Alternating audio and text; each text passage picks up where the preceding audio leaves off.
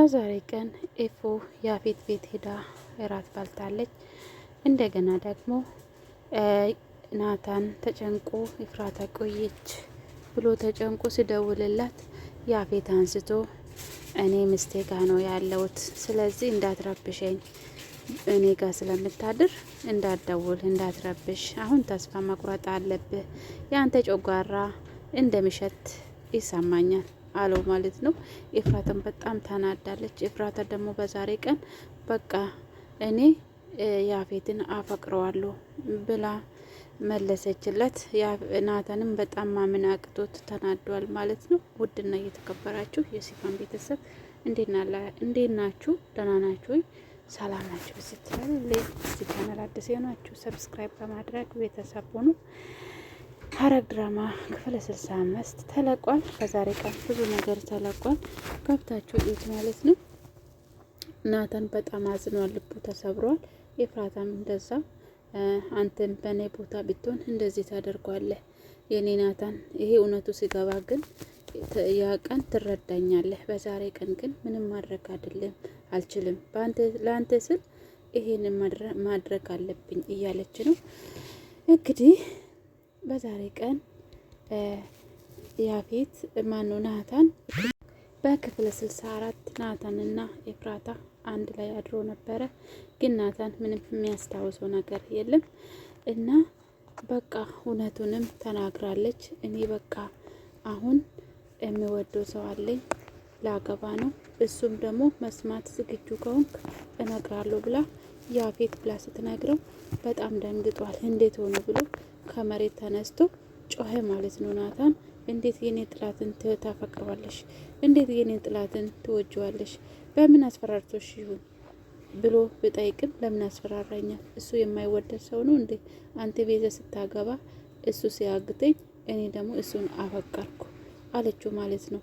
እሺ በቃ ዋና ነገሩ አንቺ ደስተኛ መሆን ብቻ ነው።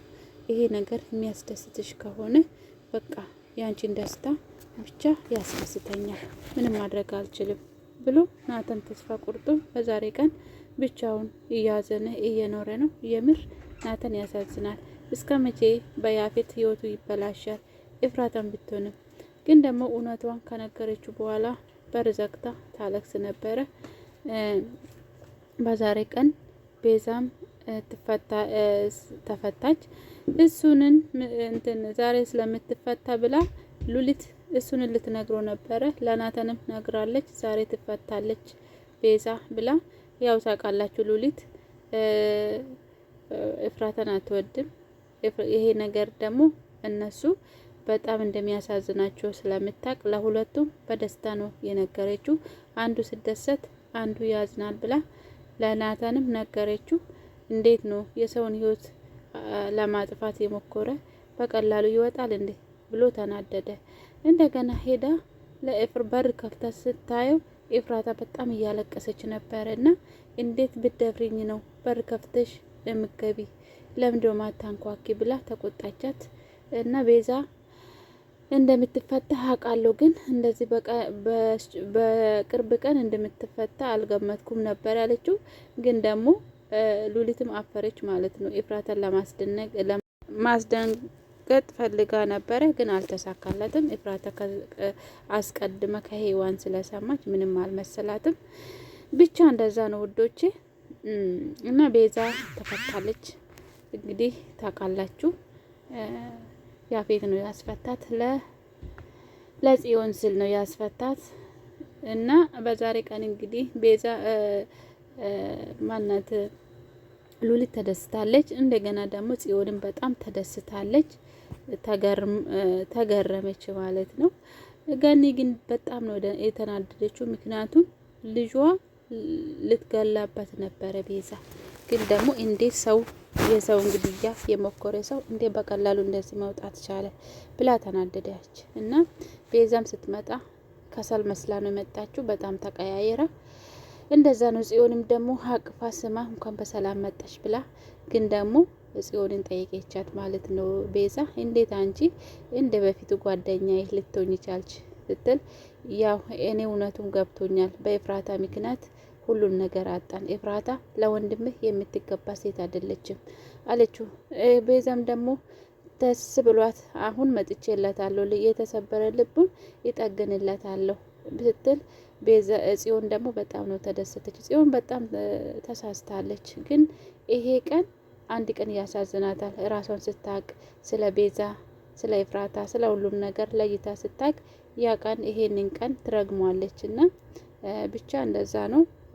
ቤዛ ግን ጽዮን ኤፍራታን ስለጠላቻት በጣም ተደሰተች። ማናት ሉሊትም እቺ ልጅ እያስመሰለች ነው እንዴ ድምጽ እየቀዳችም ቢሆንስ ማን ያውቃል እያለች ያው ታውቃላችሁ ሉሊት በአንዳንድ ነገሮች ላይ በጣም ትጠረጥራለች። ቶሎ ብላ ራሷን አሳልፋ አትሰጥም። እና እንደዛ ነው ወዶች እና እንደዛ ነው። ብቻ ቢሆንም ማናት ጽዮን ጥሩ ሁኔታ ውስጥ አይደለችም። ቤዛ ጋራ ጓደኛ መሆን ማለት ራሱን ሲኦል ውስጥ ማስገባት ማለት ነው። ቤዛ አሁን በጣም ጽዮንን ታበላሻለች። ይሄን ደግሞ የፈለገው ያፌት ወደ እኔ እንድታቀርብ ይፈልጋለሁ፣ ለዛ ነው የሚፈታሽ ብሏል። እዚህ ምድር ላይ ያለኝ ሰው ጽዮን ብቻ ናት ብሏል። እህቷን በጣም ይወዳታል። እና በዛሬ ቀን እንግዲህ ኤፍራታ ደግሞ የእራት ግብዣ ሄዳለች። ያፌት ቤት ሄዳ እራት አብሮ በልቷል። ደግሞ ያጎርሳታል። የሚገርም ነገር ስልክ ናተን ስደውልለት ደግሞ አንስቶ ምስቴ እኔ ጋ ናት፣ ኤፍራታ እኔ ጋ ናት፣ ከአሁኑ በኋላ ተስፋ ቁረጥ እያለ ነው። እሱም ደግሞ እኔም ከቤዛ ጋራ ፈታ ብዬ እየኖርኩ ነው ብሎ አስመሰለ ማለት ነው። ብቻ የሚሸት ነገር አለ፣ ያንተ ጨጓራ ነው መሰለኝ አለው። በጣም ጭራሹንም አናድደው ማለት ነው። ኤፍራታም በጣም ተናዳለች። ዝም ብላ ወጥ አደረገችው። ግን ያፌት ምን አይነት ጨካኝ ሲሆን ነው እንደዚህ ወንድሙ ላይ ስቃውን ሚያበላ? ምን ነው ሌላ ሴት ጠፋ እንዴ? ይሄን አይል ጨካኔ ምን ያደርጋል? እና እንደዛ ነው ወዶቼ። ግን የያፌትና የናታን ነገር ምንድን ነው? ሄዋንም እንግዲህ የምትደርስለት ይመስለኛል።